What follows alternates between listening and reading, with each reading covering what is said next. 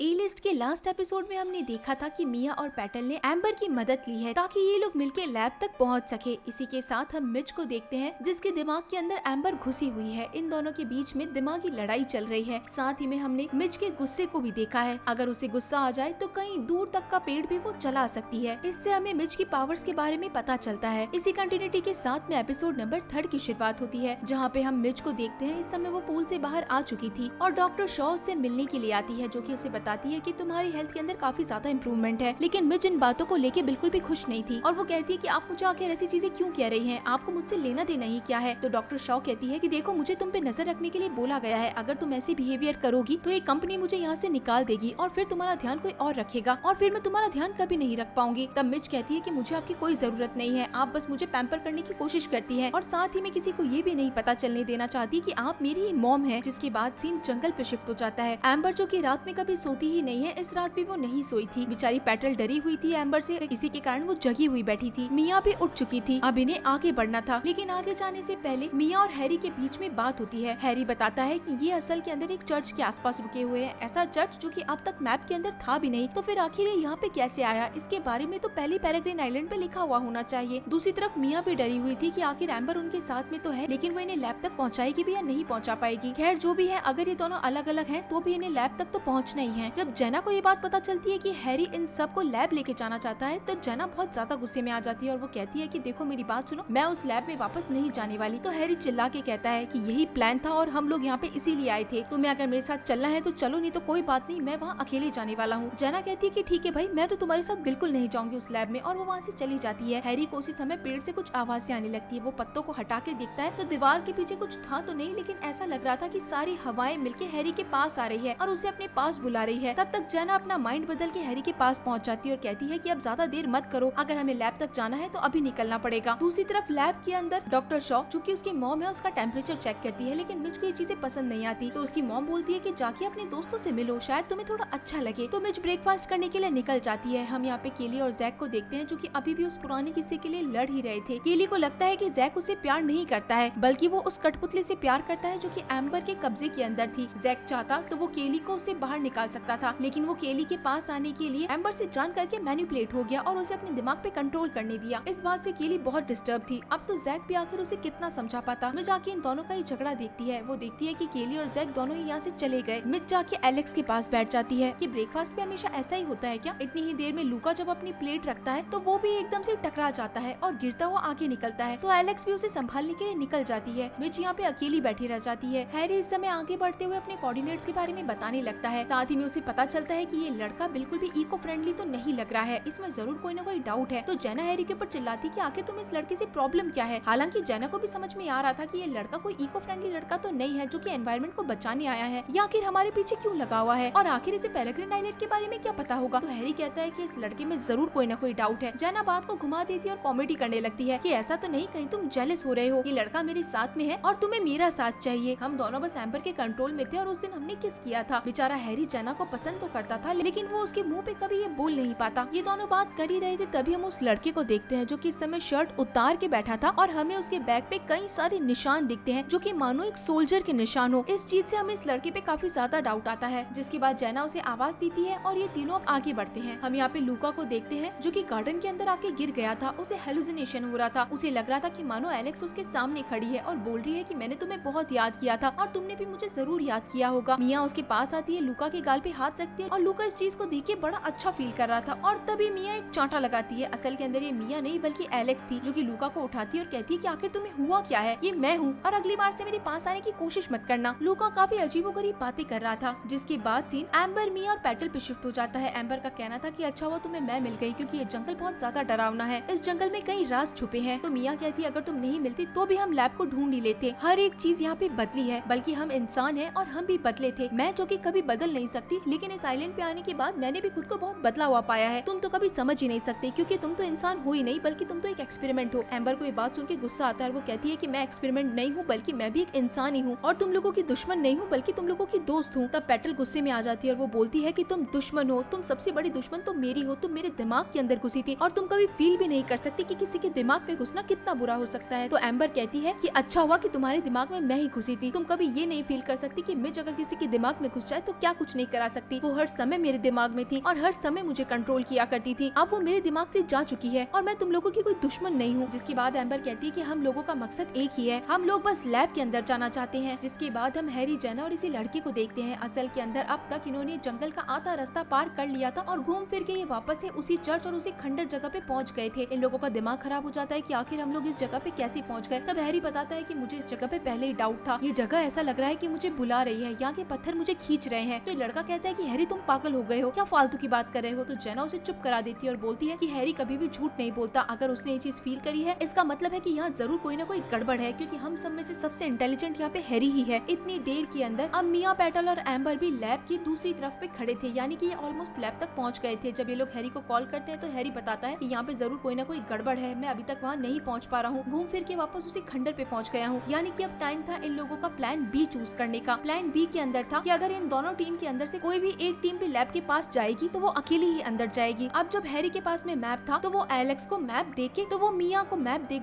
के आगे की लोकेशन समझाने वाला था। लेकिन मिया को ये भी नहीं पता था कि आखिर नॉर्थ कहाँ पे हो सकता है। लेकिन जेना को इस चीज की थोड़ी बहुत नॉलेज थी, इसी के कारण वो मिया को डायरेक्शन समझाती है। मिया दरवाजे को काटती है और अंदर जाने लगती है। तब एम्बर अंदर नहीं जा सकती तो मिया उसे कहती है कि तुम टेंशन मत लो, तुम्हें जो भी चाहिए तुम बस मुझे बता दो, मैं अंदर जाके ले आऊंगी। मैं और पेटल यहाँ से जाते हैं। तब एम्बर कहती है कि तुम्हें क्या लगता है कि मैं तुम्हें इतनी आसानी से छोड़ दूंगी? मैं अंदर नहीं जा सकती हूँ, लेकिन तुम अंदर जा सकती हो। मैं पेटल को तब तक नहीं छोड़ूंगी जब तक तुम अंदर जाके अंदर के सारे सॉकेट बंद नहीं कर देती, और उसके बाद मैं अंदर एंट्री करूंगी, तब जाके मैं पेटल को छोड़ूंगी। तो मिया ने कहा था कि देखो ये हमारे बीच में बात नहीं हुई थी। तब एम्बर पलट जाती है और कहती है कि अगर तुम पेटल को बचाना चाहती हो और उसके दिमाग के 100 टुकड़े नहीं करना चाहती तो जो मैं कह रही हूँ तुम्हें वो करना पड़ेगा। मिया एक बार फिर से एम्बर की बातों में फंस जाती है। एम्बर ने एक बार फिर से पेटल के दिमाग पे कंट्रोल कर लिया था और पेटल एक बार फिर से आधी पागल हो जाती है और वहीं पे खड़ी हो जाती है। मिया को बात माननी पड़ती है और वो कहती है कि जैसा तुम कहोगी मैं वैसा कर दूंगी। दूसरी तरफ जब एलेक्स लूका को संभाल रही थी तो लूका को अलग तरीके के हेलुसिनेशन होने लगते हैं। उसे लग रहा था कि उसके सामने कोई आदमी खड़े हैं, जबकि वहाँ पे कोई भी आदमी नहीं था। लूका को लगता है कि दरवाजा अपने आप खुला है, तो एलेक्स को लगता है कि शायद एक बार जाके चेक करना चाहिए। इसी के कारण वो सिक्योरिटी रूम के अंदर चली जाती है। हम मिया को देखते हैं जो कि लैब के पीछे वाले रास्ते के अंदर जहाँ पे सारे सिक्योरिटी सिस्टम लगे हुए वहाँ से अंदर जाती है। एक तरफ से एलेक्स भी आगे बढ़ रही थी, दूसरी तरफ से मिया भी हैरी के बताए हुए रास्ते पे राइट लेफ्ट जाती हुई आगे तक पहुँच गई थी। हमें यहाँ पे डॉक्टर शॉ दिखाई देती है जो कि इस समय बच्चों की प्रोग्रेस के बारे में पूछ रही थी। मिया आगे बढ़ते हुए उस कमरे तक पहुँच गई थी जहाँ उसके सामने डेव खड़ा था। इसी के साथ हम मिच को देखते हैं जो कि इस समय पूल के पास बैठी थी और उससे मिलने के लिए यहाँ एक लड़का आ जाता है। मिया इतने दिनों बाद डेव को देख के बहुत खुश थी और डेव भी कहता है कि आखिर तुमने मुझे ढूंढ ही लिया। मिया भी रोते हुए कहती है कि मुझे लगा था आखिर के अंदर कि तुम मुझे भूल जाओगे, लेकिन देखो मैं तुम्हें बचाने के लिए यहाँ पे पहुँच गई हूँ, मैं तुम्हें यहाँ से बाहर निकाल लूंगी। डेव पूछता है कि आखिर तुम बच कैसे गई और बाकी लोग कहाँ पर है, तुम मुझे आखिर कैसे बाहर निकालोगी? तो मिया कहती है कि ये सारी बहुत लंबी कहानी है, मैं तुम्हें सब कुछ समझाऊंगी, लेकिन उससे पहले और भी कुछ जरूरी काम करने हैं। इसी समय डेव को एम्बर की आवाज आती है जो कि मिया से बात कर रही थी और पूछ रही थी कि तुम आगे कितनी देर में बढ़ोगी। डेव इस बात से गुस्सा हो जाता है, लेकिन मिया समझाती है कि देखो अभी मुझे समझाने का टाइम नहीं है, मुझे बस एक इम्पोर्टेंट काम करने दो, मैं तुम्हें वापस आके यहाँ से ले जाऊंगी। डेव मिया के ऊपर बिलीव करता है और मिया वहाँ से आगे बढ़ जाती है। हम यहाँ पे मिच को देखते हैं जिससे कि वो लड़का बातें कर रहा था और मिच को जैसे अच्छा फील कराने की कोशिश कर रहा था, साथ ही में उसे फ्लर्ट भी करता है। मिच इन चीजों से बड़ी खुश थी और इस लड़के से पूछती है कि तुम कौन हो और यहाँ पे कैसे आए हो। ये लड़का बताता है कि मैं यहाँ पे फिशिंग करता हूँ मेरे फादर के साथ में और साथ ही मैं यहाँ पे फिशेस सप्लाई करता हूँ। ये जगह असल के अंदर बकवास है, लेकिन मुझे तुम्हारी कंपनी मिल गई, इसी कारण मुझे अच्छा लग रहा है। दूसरी तरफ हम एम्बर को देखते हैं जो कि पेटल को अपने साथ लेके लैब के बिल्कुल सामने आ चुकी थी और वो उस जगह पे खड़ी थी जिससे आगे वो नहीं बढ़ सकती है, यानी कि वहाँ पे जंगल में मिलने वाले केमिकल का एक बहुत बड़ा प्रोटेक्शन शील्ड लगी हुई थी जिसे कि एम्बर पार नहीं कर सकती थी। ये चीज डॉक्टर भी देखती है और बुरी तरीके से डर जाती है, लेकिन वो नर्स को बताती है कि एम्बर इसके अंदर नहीं आ सकती क्योंकि प्रोटेक्शन शील्ड को वो कभी भी पार नहीं कर पाएगी, लेकिन फिर भी उसे एक बार सिक्योरिटी रूम को चेक करना जरूरी है। हम दूसरी तरफ एम्बर को देखते हैं जो कि उस जगह पे पहुंच गई थी जहाँ पे फुल बॉडी मास्क रखे हुए थे, ऐसे मास्क जो कि उसने उस पहाड़ी पे देखे थे जिस समय सबको बेहोश कर दिया गया था। इससे पता चलता है कि इन्हीं लोगों ने इन सारे बच्चों को बेहोश किया था और वो लोग भी यहीं पे मौजूद होंगे। मिया अब तक हैरी के दी हुई इन्फॉर्मेशन को फॉलो करते हुए सिक्योरिटी रूम में पहुंच जाती है। एलेक्स डर के पीछे छुप जाती है कि कहीं उसे कोई देख न ले। तभी ये दोनों एक दूसरे को देखते हैं और गले लग जाते हैं। आखिर मिया ने एलेक्स को ढूंढ लिया था और अब एलेक्स क्या प्लान बना के आई है। मिया सब कुछ बताती है कि आखिर उसके साथ में क्या हुआ है और सबसे बड़ी प्रॉब्लम ये है कि वो एम्बर के साथ में मिली हुई है और अब मिया को एम्बर का काम करना है। एलेक्स पेटल के बारे में पूछती है कि क्या वो तुम्हारे साथ है और क्या वो ठीक है, तो मिया कहती है इस बारे में मैं तुम्हें अभी नहीं बता सकती। इसी समय मिया एम्बर को कॉल करती है और कहती है कि मैं तुम्हारे काम के लिए पहुंच चुकी हूँ, लेकिन इससे पहले तुम पेटल से बात करवाओ कि वो ठीक है या नहीं है, तभी मैं तुम्हारा काम करूंगी। पेटल बोलती है कि हाँ मैं ठीक हूँ, लेकिन मुझे नहीं पता कि मैं कितनी देर तक ठीक रहूंगी। एलेक्स पूछती है कि आखिर हम यहाँ से बाहर कैसे निकलेंगे, तो मिया एक बेहोश करने वाली गैस लेके आई थी जो कि वो एयर डक्ट के अंदर डालने वाली थी। इसी के साथ में जब लाइट लाइट्स को ऑफ किया जाएगा तो सारे दरवाजे ऑटोमेटिकली खुल जाएंगे। साथ ही में शील्ड भी है जो कि हट जाएगी और एम्बर अंदर आ सकती है, यानी कि ये बच्चों को आराम से बाहर निकाल सकते हैं। अब लाइट्स को ऑफ किया जाता है जिसके कारण एम्बर आसानी से अंदर आ जाती है। पेटल बेचारी नीचे गिर जाती है और धुआं होने के कारण ये दोनों पहले ही मास्क पहन लेते हैं। मिर्च को भी समझ में आता है कि यहाँ पे जरूर कोई ना कोई गड़बड़ है, इसी के कारण वो भी यहाँ से बाहर चली जाती है। एम्बर यहाँ पे बड़ी आसानी से अंदर घुस चुकी थी। एक एक करके डॉक्टर के साथ और भी बाकी सारे लोग बेहोश हो चुके थे। मिर्च खुद की जान बचा के कमरे से बाहर निकल जाती है, जहाँ उसे बाहर आने के बाद एम्बर मिलती है। मिर्च एम्बर को देख के बुरी तरीके से डर गई थी। सेम टाइम पे हम जेना को देखते हैं जिसे पता चलता है कि यहाँ पे एक बहुत बड़ा तूफान आया हुआ है और मिया भी उसे रिवर्ट नहीं कर रही है। मिर्च डरी हुई थी और एम्बर को अपने पास आने से रोक रही थी। एम्बर कहती है कि तुमने मेरे साथ में बहुत बुरा किया है और अब तुम देखो कि मैं तुम्हारे साथ में क्या करूंगी। आखिरकार मुझे कोई नहीं रोक पाया और मैं तुम्हारे तक पहुंच गई हूँ। इस समय मिया भी बाहर आ चुकी थी। मिर्च को इस समय डर लग रहा था, वो गुस्से में भी थी और एकदम से वो इतनी जोर से चिल्लाती है कि उसके अंदर से पावर्स निकलती है और उसकी पावर इतनी ज्यादा खतरनाक थी कि वो अपने सामने खड़े हुए एम्बर को एक स्टैचू में बदल देती है, यानी कि एम्बर पूरी तरीके से पत्थर में बदल गई और मिर्च को पता भी नहीं था कि आखिर ये चीज उसने कैसे की। मिया उसके सामने खड़ी थी और मिर्च से पूछती है कि ये तुमने क्या किया, तो मिर्च बताती है कि ये मैंने नहीं किया, मुझे कुछ नहीं पता कि आखिर ये सब कुछ कैसे हुआ। और इसी के साथ गाइस ये शानदार एपिसोड यहीं पे खत्म हो जाता है। तो चलिए फिर मिलते हैं आप सभी लोगों से अगले एपिसोड में, तब तक के लिए टाटा।